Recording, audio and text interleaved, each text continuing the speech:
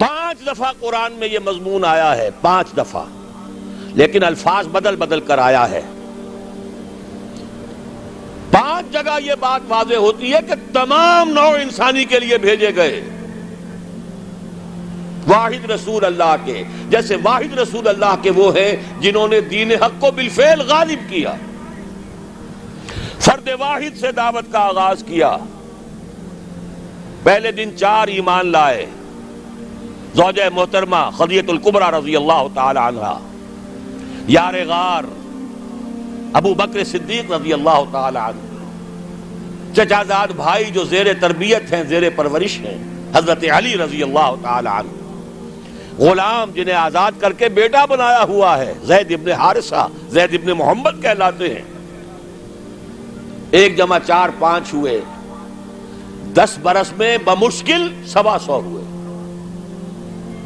لیکن اس کے بعد وہی جو گلیوں کی تبلیغ کر رہا تھا، جو گھر گھر پر جا کر دستک دے رہا تھا دعوت و تبلیغ کے لیے، وہی پھر بدر اور حنین میں فوجوں کی سپہ سالاری کا ذمہ دار بھی ہے، اور وہی جو سن 8 ہجری میں 10 رمضان المبارک کو فاتح کی حیثیت سے مکے میں داخل ہوا ہے،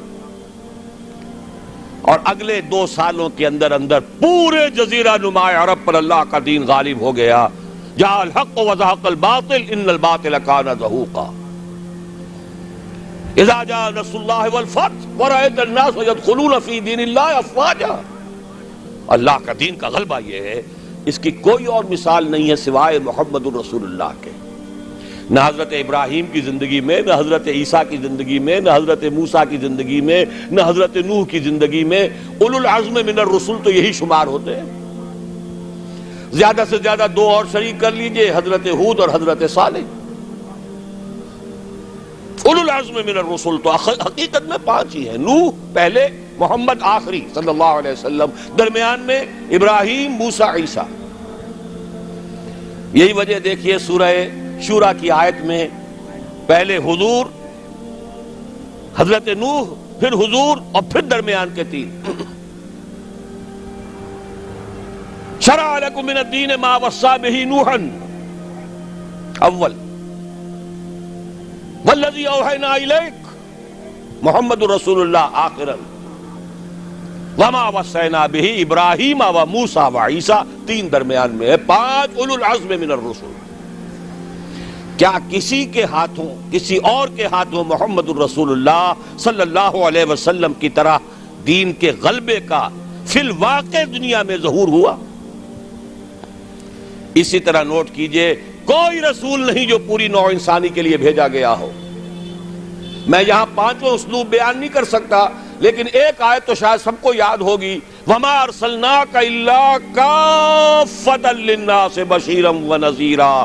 اے نبی، ہم نے نہیں بھیجا ہے آپ کو مگر تمام انسانوں کے لیے بشیر اور نذیر بنا کر۔ وَمَا أَرْسَلْنَاكَ إِلَّا رَحْمَةً لِلْعَالَمِينَ قُلْ يَا أَيُّهَا النَّاسُ إِنِّي رَسُولُ اللَّهِ إِلَيْكُمْ جَمِيعًا۔ 5 اسلوب ہیں، لیکن سب سے نمایاں، سب سے واضح، وَمَا أَرْسَلْنَاكَ إِلَّا كَافَّةً لِلنَّاسِ بَشِيرًا وَنَذِيرًا۔ نوٹ کیجئے، اگر مقصد بعثت محمدی غلبہ دین ہے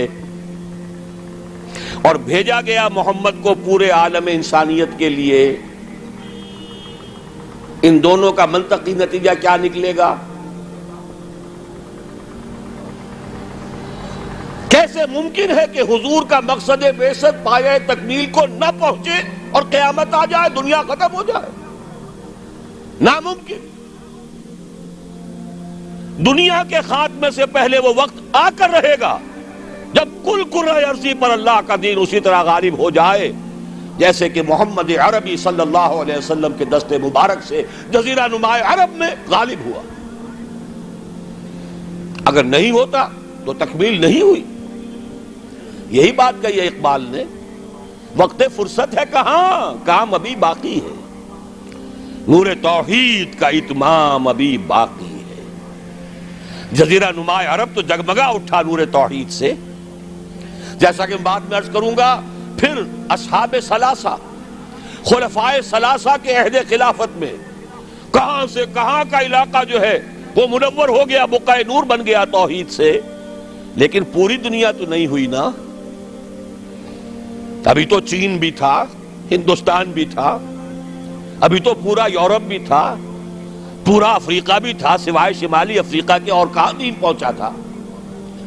جب تک کہ کل روئے ارضی پر اللہ کا دین غالب نہیں ہوتا، حضور کا مقصد بعثت نامکمل ہے، وقت فرصت ہے کہاں، کام ابھی باقی ہے، نور توحید کا اتمام ابھی باقی۔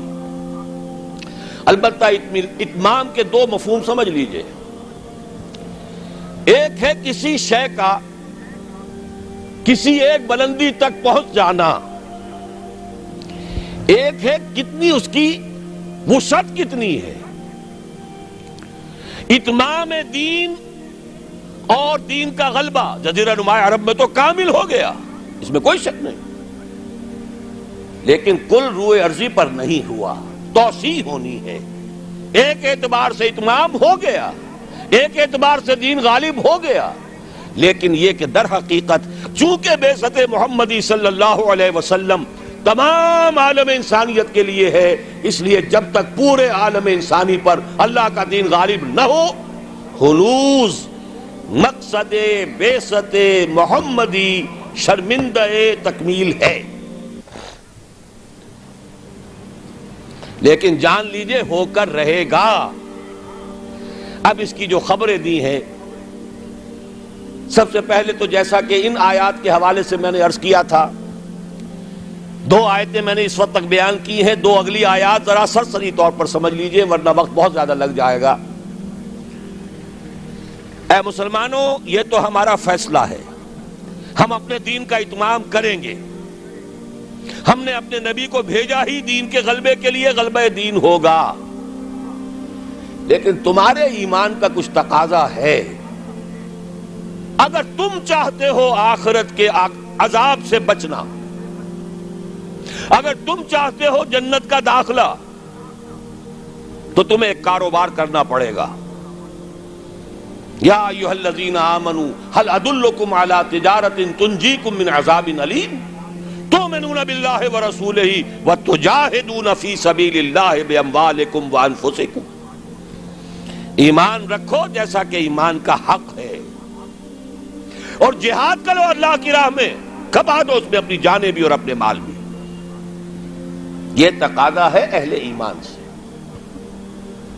مشیت ازدی ہے، بعثت مقصد محمدی اپنی جگہ ہے صلی اللہ علیہ وسلم، لیکن جانیں کھپائیں صحابہ نے، سختیاں جھیلی صحابہ نے، قربانیاں دی حضور نے بھی اور صحابہ نے بھی۔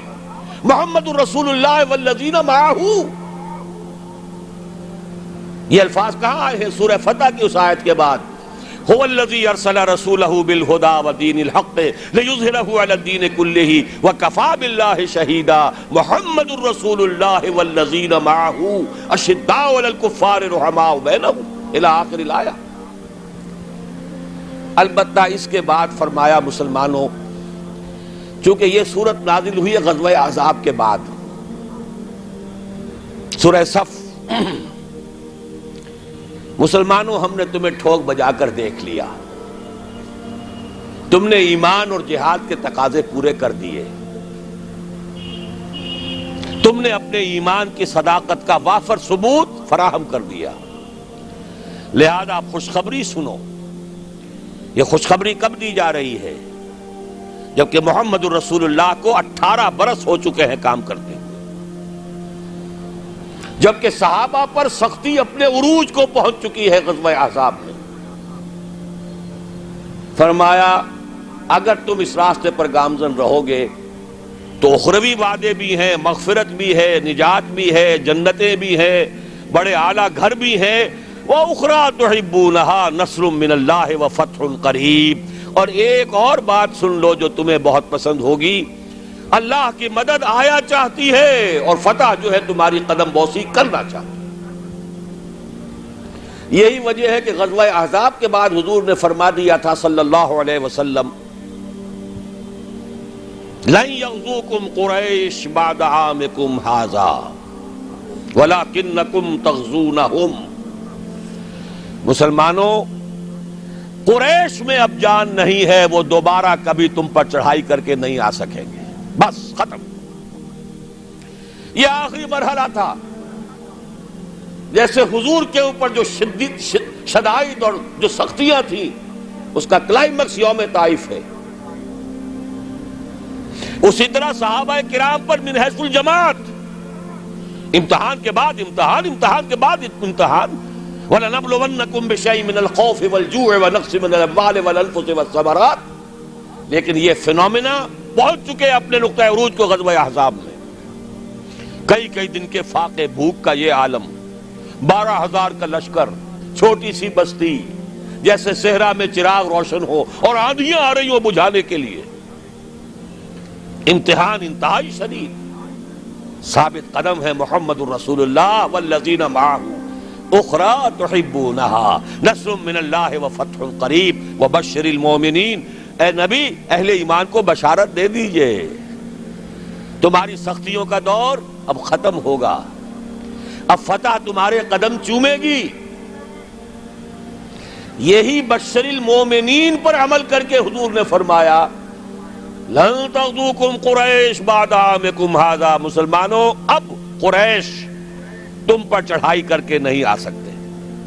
وَلَكِنَّكُمْ تَغْزُونَهُمْ، بلکہ اب تمہاری طرف سے انیشیٹو ہوگا، اب تم چڑھائی کرو گے. اب یہی مضمون ہے جو سورہ نور کی اس آیت میں ہے. قاری صاحب سے بھی آپ نے سن لی، چونکہ سورہ نور بھی غزوہ احزاب کے بعد نازل ہوئی ہے. سن 5 ہجری میں غزوہ احزاب، سن 5 ہجری میں سورہ احزاب کا نزول، سن 5 کے آخر میں یا 6 کے شروع میں سورہ نور کا نزول ہے. وعد اللہ الذین آمنوا منکم وعملوا الصالحات. یہ وہی جو ایک آیت چھوٹی آئی ہے سورہ صف میں، اسی کی وضاحت ہے. وَأُخْرَىٰ تُحِبُّونَهَا نَصْرٌ مِّنَ اللَّهِ وَفَتْحٌ قَرِيبٌ. اسی کی وضاحت ہو رہی ہے. ایک بات کو 3 اسلوبوں میں بیان کیا جا رہا ہے، دل جوئی کے لیے، تشفی کے لیے، اطمینان دلانے کے لیے. وعد اللہ الذین آمنوا منکم وعملوا الصالحات. اللہ کا وعدہ ہے پختہ مسلمانوں، تم میں سے جنہوں نے ایمان اور عمل صالح کا حق ادا کر دیا. اور یہیں سے یہ بات سمجھ لیجئے کہ عمل صالح کا سب سے بڑا اطلاق جہاد فی سبیل اللہ پر ہے، نوافل پر نہیں ہے. سورہ صف میں کیا فرمایا؟ اگر چاہتے ہو جہنم سے چھٹکارا تؤمنون باللہ ورسولہ وتجاہدون فی سبیل اللہ باموالکم وانفسکم. اسی کی وضاحت کر رہی ہے یہ آیت نمبر 55 سورہ نور کی. وعد اللہ الذین آمنوا منکم وعملوا الصالحات. تو عمل صالح سے مراد کیا ہے؟ تقابل کیجئے، القرآن یفسر بعضہ بعضا، مراد ہے جہاد فی سبیل اللہ. اے مسلمانوں، تم نے ایمان اور جہاد کا جو حق ادا کر دیا. اب 3 وعدے ہیں ہمارے. لَيَسْتَخْلِفَنَّهُمْ فِي الْأَرْضِ كَمَا اسْتَخْلَفَ الَّذِينَ مِنْ قَبْلِهِمْ. لازماً انہیں خلافت عطا کریں گے زمین میں جیسے کہ ان سے پہلوں کو خلافت عطا کی تھی. یا داؤد انا جعلناک خلیفۃ فی الارض. کبھی اگر داؤد اور سلیمان کی حکومتیں ہو سکتی تھی تو محمد الرسول اللہ کی امت کی حکومت کیوں نہیں ہو سکتی؟ لَيَسْتَخْلِفَنَّهُمْ فِي الْأَرْضِ كَمَا اسْتَخْلَفَ الَّذِينَ مِنْ قَبْلِهِمْ وَلَيُمَكِّنَنَّ لَهُمْ دِينَهُمُ الَّذِي ارْتَضَىٰ لَهُمْ. اور جو دین کہ اللہ نے تمہارے لیے پسند کر لیا ہے، اب اس کو تمکن عطا کرے گا، غلبہ عطا کرے گا. یہ دین غالب رہنے کے لیے آیا ہے، مغلوب رہنے کے لیے نہیں. الحق یعلو ولا یعلی علیہ. حق کو حق پہنچتا ہے کہ سر بلند ہو، نہ یہ کہ پامال کر دیا جائے. تیسرا وعدہ وَلَيُبَدِّلَنَّهُمْ مِنْ بَعْدِ خَوْفِهِمْ أَمْنًا.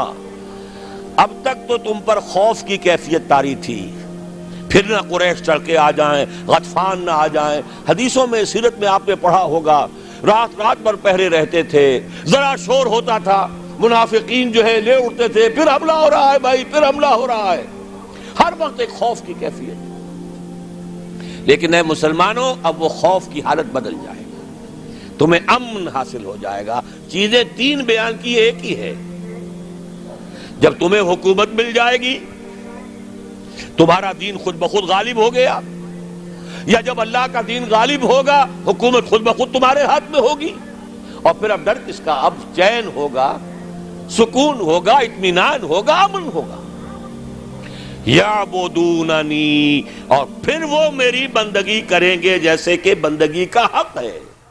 هي الحلقات تحفظني بآيات من القرآن, هي الحلقات تملأني بحب المصطفى العدنان.